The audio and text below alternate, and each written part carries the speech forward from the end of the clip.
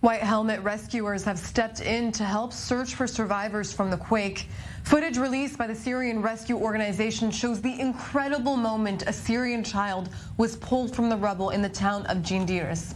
You can see in the video a white helmet rescuer digging diligently through the debris with a glove hand to reach her. This little girl is Noor, and as you can see, her face is covered in dust, her body is buried in debris up to her chest, and she is surrounded by dead bodies. As the rescuer delicately clears dust from her face, you can hear him reassuring little Noor not to be scared and that her father is here.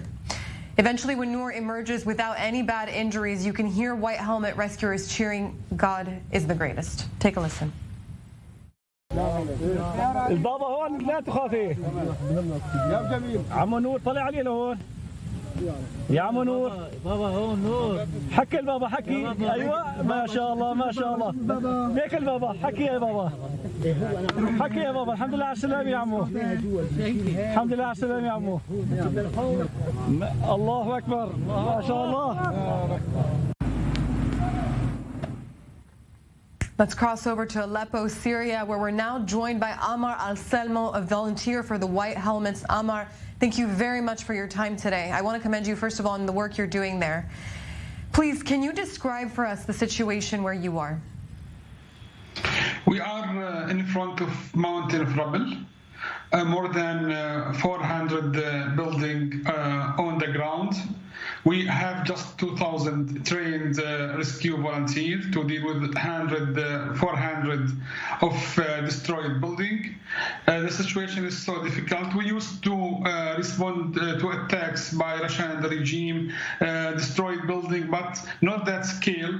The scale of destruction is so big. Is the horror of the earthquake started to reveal. Hundreds of families still under the rubble. We can hear their voices, but we, for example, in area that 20 building on the ground, we work on 2 or 3 building because of the lack of equipment.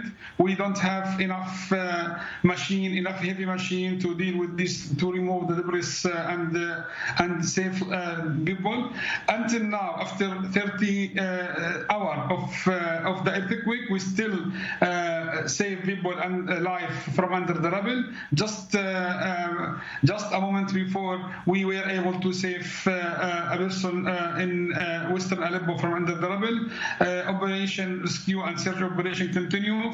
People community initiatives started to be on the ground. Volunteers, people started to help with heavy machine. Public sector started to help with heavy machines, but no aid from outside Syria delivered until now, especially to those survival people who left their homes, who partially was affected by the earthquake and living right now in the open space in the camps and in this freezing weather.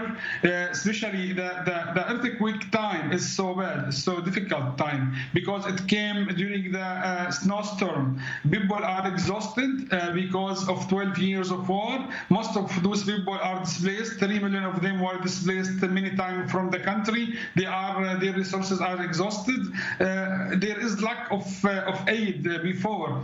There is a shortage of and also outbreak of cholera, outbreak of epidemics here in the northwest. And the earthquake came to complement the suffering on the people.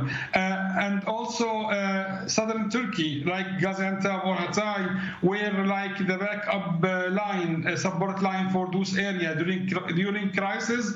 The UN offices, civil organization offices there to coordinate the humanitarian aid in this area during crisis. Right now, the southern of Turkey at the middle of the disaster. So this is also supply chain. I just heard from the UN that the road is between the southern Turkey to northern Syria is cut because they were impacted by the earthquake and no aid delivered until now, and it's impossible right now to deliver aid through. So this is also escalates the situation on the ground. Until now, as I told you, we were able to pull out more than 800 victims from under the rubble and 2,000 wounded persons. The hospital are overwhelmed with dead body somebody and wounded. 5 hospitals already were evacuated because they were impacted by the earthquake.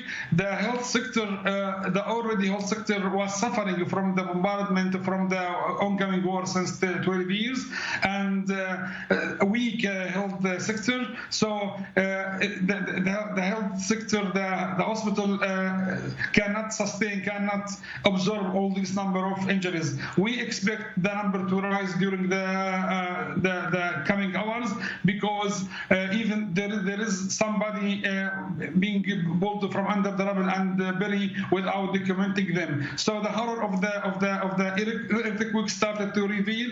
We started to see how the scale of destruction there.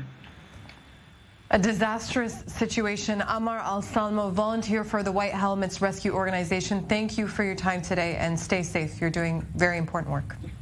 Thank you.